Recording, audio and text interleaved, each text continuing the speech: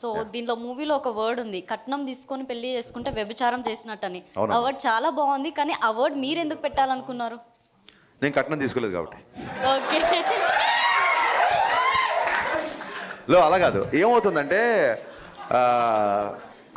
ఆ కాన్సెప్టే నాకు ఆ అమ్మాయిని ఒక అమ్మాయి ఇద్దరు ఏకమవుతున్నప్పుడు, ఒక మంచి ముహూర్తంలో ఇద్దరు ఏకమవుతున్నప్పుడు మా అమ్మాయిని చూసుకోవడానికి ప్రేమతో అమ్మాయికి బట్టలు పెడతారా నగలు పెడతారా అనేది ఆడపిల్ల తల్లిదండ్రుల పర్సనల్ విషయం, దాని గురించి నేను కామెంట్ చేయను. కానీ ఈ డిమాండింగ్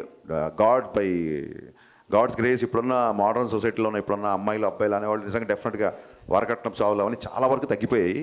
బట్ మేము చిన్నగా ఉన్నప్పుడు మా ఊళ్ళోనే లేకపోతే మా దూర ఫ్యామిలీలోనో అలాంటి ఇన్సిడెంట్ నేను చాలా చూసాను. కేవలం పెళ్ళైన తర్వాత కూడా ఇంకా ఈ కట్నం అనే దాని గురించి అవన్నీ చూసా. సో ఈ సినిమా కూడా ఆ బ్యాక్డ్రాప్లో వస్తుంది కాబట్టి ఖచ్చితంగా ఈ మ్యాటర్ చెప్పదలుచుకున్నాను.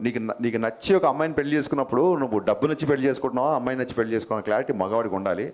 సో ఖచ్చితంగా ఆ డైలాగ్కి ఇలాంటి చాలామంది ఆడపడుచులు నాకు మెసేజ్ చేశారు. సో ఒకటి రాసినప్పుడు అది 10 మందికి రాసినప్పుడు వచ్చిన హై కంటే కూడా అది 10 మందికి రీచ్ అయ్యి వాళ్ళు దాన్ని అడ్రస్ చేసినప్పుడు ఇంకా ఎక్కువగా హై వస్తుందమ్మా. సో మీరు ఆ డైలాగ్ గుర్తు చేయడం, నేను చెప్పడం మళ్ళీ చెప్తున్నాను. నిజంగానే కట్నం తీసుకొని కాపురం చేస్తే మగవాడు వ్యభిచారం చేసినట్టు, అది చాలా చాలా తప్పు. Thank you.